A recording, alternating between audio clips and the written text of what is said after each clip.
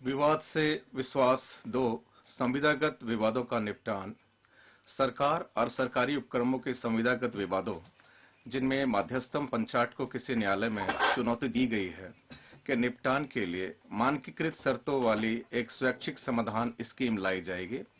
इसे विवाद की लंबितता के स्तर पर निर्भर रहते हुए श्रेणीकृत निपटान शर्तों की पेशकश करके किया जाएगा। राज्य सहायता मिशन राष्ट्रीय प्राथमिकताओं की दिशा में हमारे सामूहिक प्रयासों के लिए नीति आयोग का राज्य सहायता मिशन 3 वर्षों के लिए जारी रहेगा।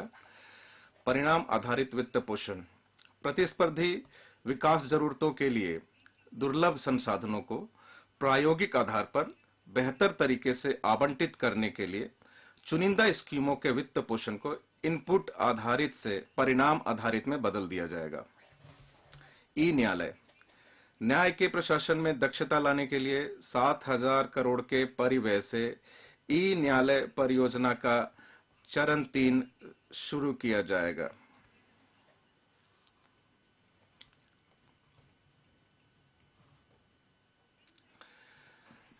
फिनटेक सेवाएं, भारत में फिनटेक सेवाओं को हमारे डिजिटल सार्वजनिक अवसंरचना, जिसमें आधार, पीएम जनधन योजना, वीडियो केवाईसी, इंडिया स्टैक और यूपीआई शामिल है, के द्वारा सुगम बनाया गया है तथा और अधिक नवोन्मेषी फिनटेक सेवाएं लाने में सक्षम बनाने के लिए डिजी लॉकर में लोगों के लिए उपलब्ध दस्तावेजों के दायरे में विस्तार किया जाएगा।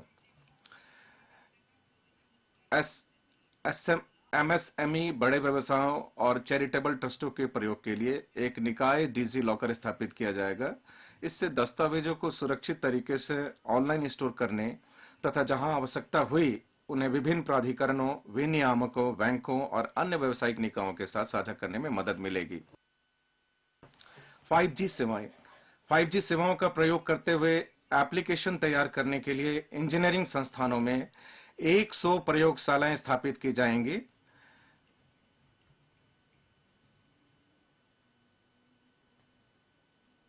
जिनसे अनेक नए अवसरों, बिजनेस मॉडलों और रोजगार की संभावनाओं से जुड़ी जरूरतों को पूरा किया जा सकेगा।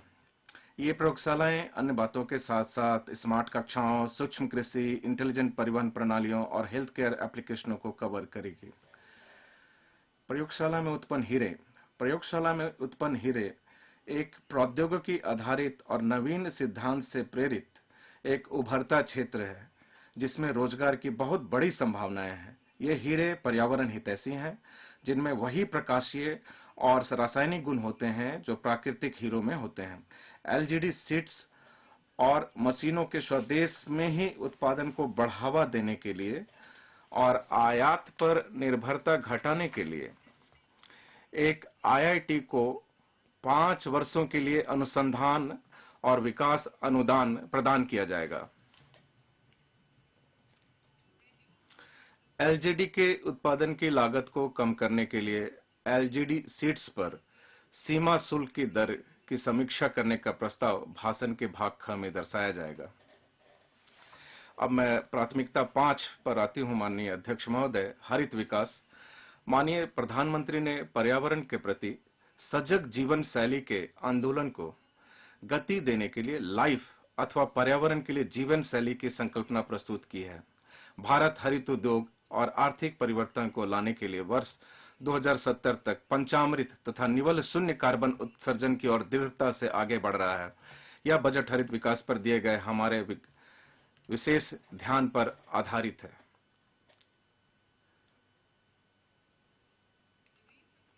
हाल में 19,700 करोड़ के परिव्यय के साथ शुरू किए गए राष्ट्रीय हरित हाइड्रोजन मिशन की मदद से अर्थव्यवस्था को निम्न कार्बन सघनता वाली स्थिति में ले जाने, जीवाश्म ईंधन के आयातों पर निर्भरता को कम करने तथा भारत को इस उदीयमान क्षेत्र में प्रौद्योगिकी और बाजार में अग्रणी बनाने का मार्ग प्रशस्त होगा। हमारा लक्ष्य है वर्ष 2030 तक 5 MMT का वार्षिक उत्पादन हासिल करना। ऊर्जा परिवर्तन। इस बजट में पेट्रोलियम और प्राकृतिक गैस मंत्रालय द्वारा ऊर्जा परिवर्तन तथा निवल शून्य उद्देश्यों और ऊर्जा सुरक्षा की दिशा में प्राथमिकता प्राप्त पूंजीगत निवेशों के लिए 35,000 करोड़ का प्रावधान किया गया है।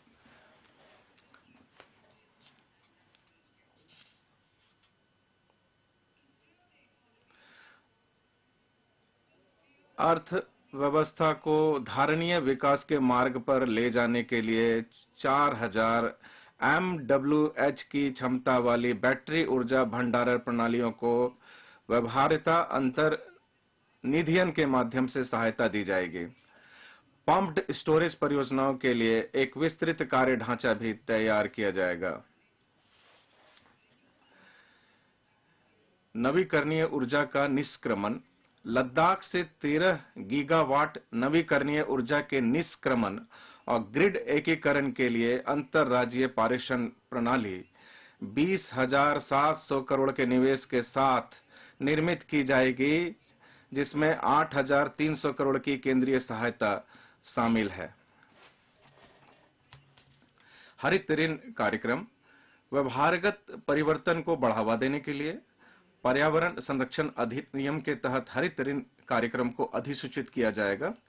इससे कंपनियों, व्यक्तियों और स्थानीय निकायों को पर्यावरण की दृष्टि से संधारणीय और उत्तरदायित्वपूर्ण कार्य करने के लिए प्रोत्साहन मिलेगा और ऐसे क्रियाकलापों के लिए अतिरिक्त संसाधन जुटाने में मदद मिलेगी।